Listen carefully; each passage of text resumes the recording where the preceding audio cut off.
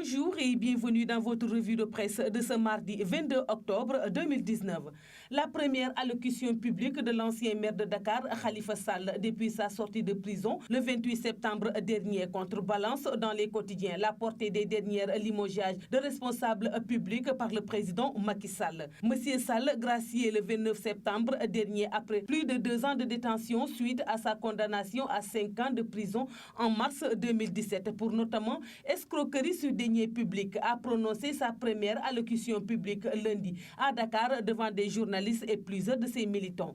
Khalifa Sall réaffirme son ancrage dans l'opposition, affiche le quotidien Le Soleil, faisant l'économie de cette intervention de l'ancien édile de la capitale sénégalaise. Il promit de poursuivre son combat politique pour servir le Sénégal à travers 3 viatiques: la résilience, la fidélité aux valeurs socialistes et l'attachement aux conclusions des assises nationales de 2009, écrit Le Soleil. Khalifa Sall réitère son ancrage dans l'opposition, souligne aussi Sud Quotidien. Le Témoin quotidien parle, lui, de profession de foi en évoquant cette intervention publique de Khalifa Ababacar Sall. Khalifa Sall engage la bataille enquête et se dit encore plus déterminé à tracer un chemin d'espoir pour des millions de Sénégalais qui s'impatientent et s'angoissent. Vox Populi. Khalifa Sall se veut malgré tout sans haine ni rancune après sa détention de plus de 2 mois dans une affaire qu'il a toujours qualifiée de manœuvre politique. Pour arriver à ses fins, relève le quotidien LAS, l'ancien édile compte s'opposer aux politiques néfastes du pouvoir en place avec comme document de référence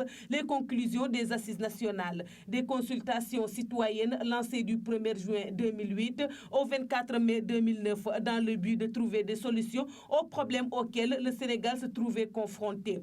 Khalifa Sall soutient qu'il va s'opposer avec responsabilité, fermeté, mais sans excès et sans compromission. L'ancien édile considérant qu'il ne doit avoir ni haine ni rancœur, même dans l'adversité, indique le même journal. Du moment que Walf Quotidien juge pourtant que Khalifa Sall, au cours de son face-to-face avec les journalistes, n'a pas abordé la question essentielle, celle portant sur la privation de ses droits civils et politiques, suffisant pour que Tribune considère que Khalifa Sall se relance dans la course à la présidentielle avec, à l'appui de son constat, ce commentaire du sociologue Ali Khoudia Diaw. C'est une profession de foi que Khalifa Sall a adressée aux Sénégalais. La sortie de l'ancien édile partage la une des journaux avec les dernières révocations du responsable public, dont Sori Kaba, jusque-là directeur général de l'appui aux Sénégalais de l'extérieur.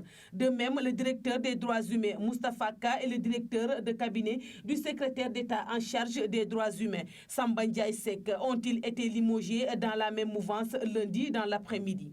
L'Observateur, dans ses révélations concernant ces limogeages, révocation de Sori Kaba à tout le moins cache d'autres secrets, ne se rapportant pas à la sortie du désormais ex-directeur des Sénégalais de l'extérieur sur un impossible 3e mandat pour Macky Sall. Le directeur des Sénégalais de l'extérieur avait écarté l'idée d'un 3e mandat pour Macky Sall. Les 2 autres fonctionnaires, Moustapha Ka et Samba Ndiaye Seck, avaient prôné la réhabilitation de Karim Wade devant les Nations Unies, explique le journal Le Quotidien au sujet de ces limogeages. Karim Wade, fils de l'ancien président Abdoulaye Wade, avait été incarcéré à partir de 2014 pour enrichissement illicite et détournement de fonds et gracié en 2016 par le président de la République tout en restant condamné à payer une amende. Il part alors en exil au Qatar.